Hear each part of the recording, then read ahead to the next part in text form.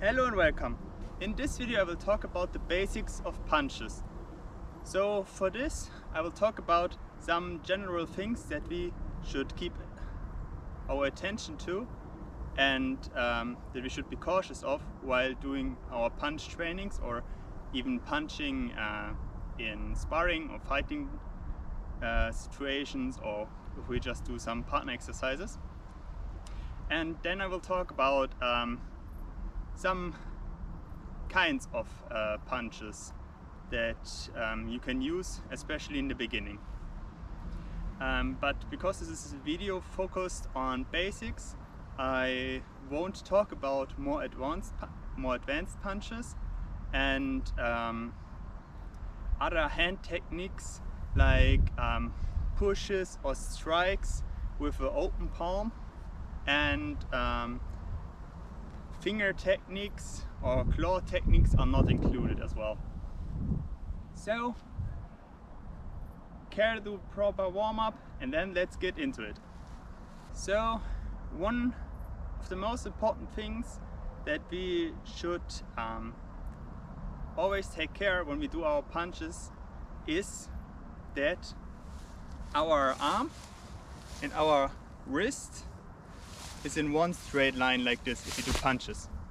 So if our fist is bent upwards, of course I'm exaggerating at the moment so that you can clearly see what I mean.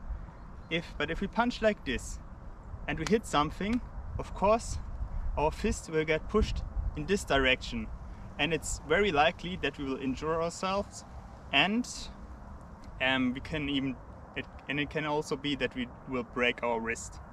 The same goes for the other direction. If our fist is facing like this downwards and we punch something, it will get bent this way and here as well there's a possibility that we will get our wrist broken. That's why it's really important that our arm here and our wrist are in one straight line. This also means that if we hit something, that we have the full support of the bone in our arm for our wrist and our fist. So this is a really important thing that we should always look at while doing our punches and our punch exercises. And another thing is that we should look at our elbow, meaning if we punch, for example, straight like this, our elbow shouldn't be facing like this entirely to the side, but more the elbow should be bent a bit downwards, so it will be facing like this to the ground as well. This is important because if you would punch like this, it's really easy if if the opponent grabs our hand or our arm, it's really easy to break our elbow. And it's as you will see when I will talk about the straight punch, we have got a lot more possibilities, or it's harder to block our attacks for our opponent if our elbow is facing downwards, because like this our punch is more straight than if we would punch like this. But you will see soon. And the last basic thing we should always look at while doing our punches is that we keep our shoulders down. Especially in the beginning, this can be really hard, and you will probably notice yourself picking up your shoulders a bit like this, but always keep them down. So especially in the beginning, every time you do punches, you should actively push your shoulders downwards. When we do this, not like this, so completely, but relaxed and down. The reason why we do this is that our shoulders are relaxed, and if our shoulders are relaxed, we are able to do faster punches and react in our upper body faster to any kind of situation, and we are more flexible if something should happen. It's easier to dodge like this, or turn your head like this, or like I've said, do faster punches if we are more relaxed.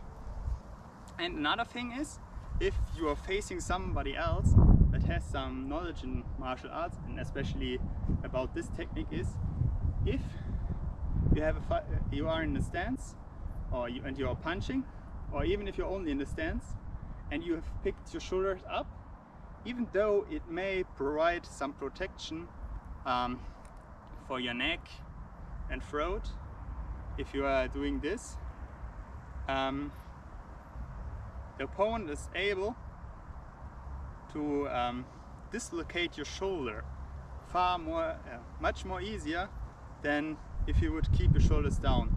Because if you're fighting and punching, let's say, and my shoulder is up here, a simple strike or push up here would be able to dislocate my shoulder. That's why we keep our shoulders down, so we are relaxed and fast, and our shoulder cannot be dislocated that easy.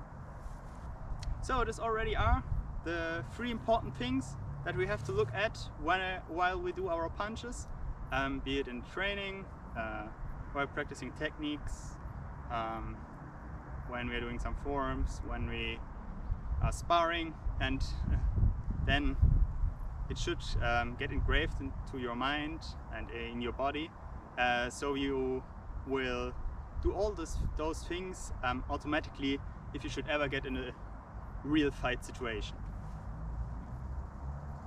So now the first basic punch that we start with is the straight punch. So now I'm doing the straight punch with my behind arm, and I'm in a fighting position. As usual, my stance is a bit lower and my legs are a bit more wide. I have more width, and for this I will first turn my foot. When I'm facing my opponent, I will first turn my foot up like this and my hip. So the thing is that it's like we will rotate like this, but our core and our stays in the same place. We only rotate. So we have a stable stance, but we will get speed and power from this movement.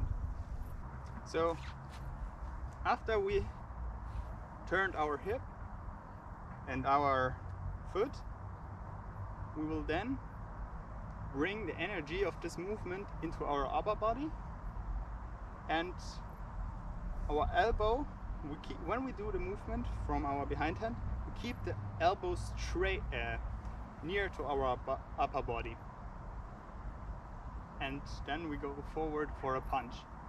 Like I've said, wrist, fist and arm are in one line, shoulders are down, and it's especially important that we do not overreach like this, because if you would do this, as you can see, I'm out of balance, and it's very easy for my opponent to grab me and to pull me or to throw me with some kind of technique. So we turn our hip and do a straight punch. We keep our elbow straight, like I've said, so of course our elbow will face downwards, like I've said, like I've talked about in the general things that we should pay attention to. And like this, our punch is in a very straight line. If we would do it like this, our punch, as you can see, covers way more room, and this also means our opponent has way more room to block our punch, because it's a bit more from the side. And when our opponent has his hands here, like this, and it's from the side, he just has to keep his hand here. But if it's straight, he has just this room to block and not this amount of, not this big of a room. That's why keep the elbow close to your body. Stay in your stance, don't overreach, don't get out of balance, and even though you turn with your hip and then do punches. Shoulder should be kept down, and yeah. And then after you get a bit used to it, you should always practice punches with the most amount of force and the highest speed that you can use, because only like this will your body get used to the strain that a full power punch will put on it. If I'm punching like this, I mean, okay, yeah, I can do the movement tens of thousands of times without a problem, but my bone won't get used to a real fast and real hard punch, and my muscles won't get used to it as well. That's why fast and powerful punches.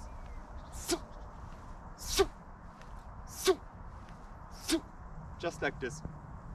But it's not only possible to do the straight punch with the behind hand, but also with your hand in front.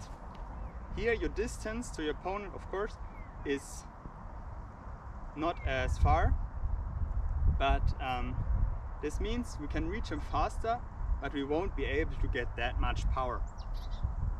But like I've already said in another video, we can also generate a lot of power with our front punch if we do it correctly. So meaning here as well, my left foot now is in front, and this time I will turn my hip to the other side, like to the right. So I can pull the power from my stance with moving my foot and my hip. I'll pull the energy out of the ground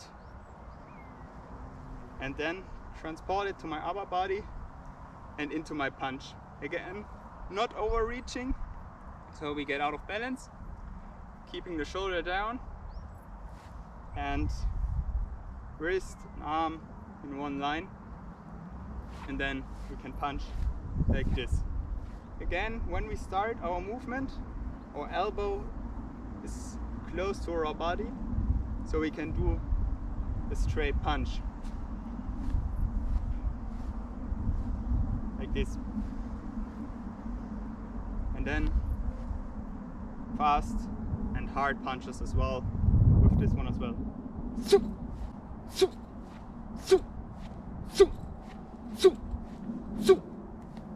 Like this. And always when we do punches, we do fast and hard movements, and then we will pull back quickly, because if we keep our arm in front, our opponent can grab us and so on. But there is a tiny moment before we pull back where all of our force is pushed into our opponent.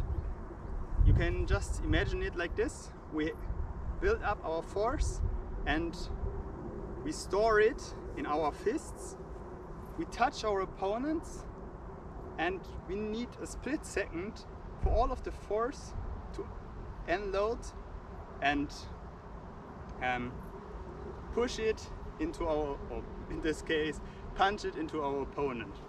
So it's not like this with me pulling back while I do the punch, but I will do a punch and then pull back fast.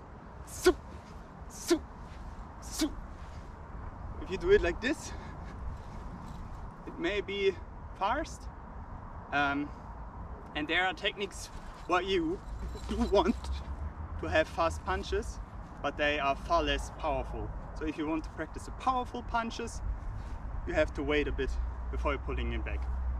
But don't be too slow, like punching, waiting. That's of course too long. So our next basic punch is the uppercut. What is as well, if we face our opponent and we do the uppercut with the behind leg, with the behind arm, the movement for the hip and the foot is practically always the same. So we can generate power from the ground and from our stance, and then we go down with our fist, elbow is close to our body again, and we punch up like this to the chin of our opponent. And the thing that we want to look at is that we have with forearm, the other part of the arm, that there should be 90 degrees. Like this, our arm and our fist, our punch gets more support by our elbow and the rest of our arm, and we are able to generate more power into our punches, and it's also better for our bones. But if we need some more reach, we can of course have a bigger angle, but this also means that we don't have as much power in our punches. It's always something that we have to think about, and think about the demerits and the merits,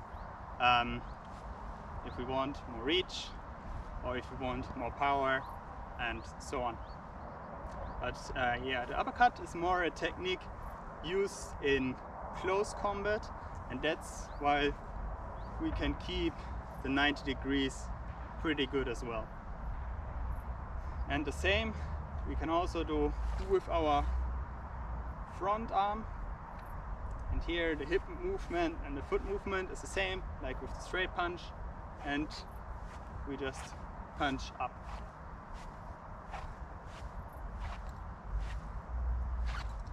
And again, of course, always, if you are able to, always do fast, hard punches. So.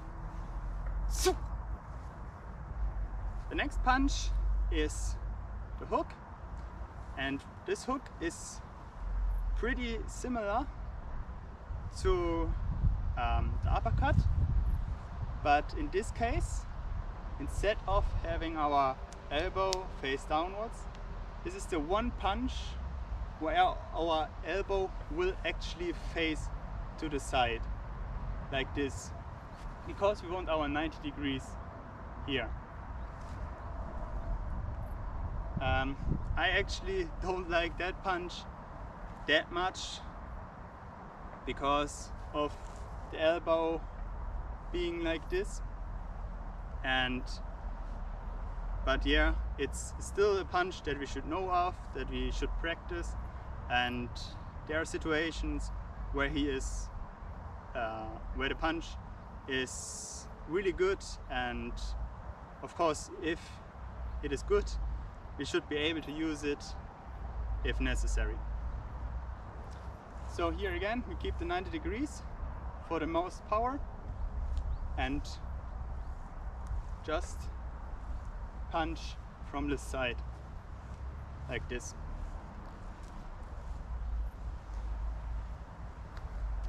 Fast punch, and again hip movement, foot movement, the same, and bam. And of course same goes for the other hand, bam. But always don't forget to keep your shoulders push down. So the last punch that I will cover is one that I really like myself, and that I really like to use while doing sparring and so on. And with this we have covered 4 directions. We have a straight punch, we have a punch from one side, we have a punch from downwards, and now this punch is from the other side with the back of our fist. And for this, again, hip and foot movement is the same. We will then keep our elbow close to our body, but push it even a bit further. So not go for the straight punch, but keep it a bit more to the middle of your body. And then, just like you would slap somebody like this, but now with the fist. And again, keep the elbow facing downwards. And like this, it's pretty easy to do with the hand in front as well. And we can do very quick movements with this. It's like, and with this we can generate quite some power, but especially it's fast.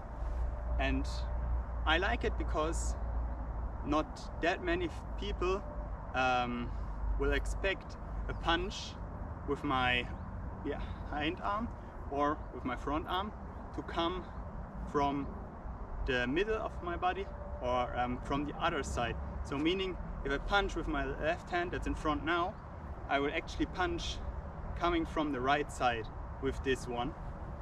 And if I punch with my right hand, the punch will come from the left side. And that's why many people will get confused, and with a quick punch you are able to hit them. So of course there are many more punches out there, and they will be covered in other videos. I don't know if I will make one video where I will talk about like more of them in one go, but probably they will be just included in videos about other techniques, and yeah, you can pick them up. But if you want me to do a video where, like this one, where we'll talk about a number of punches, then I can for sure do another one. So I hope I could teach you something, and if you want to know something, just write it down in the comments.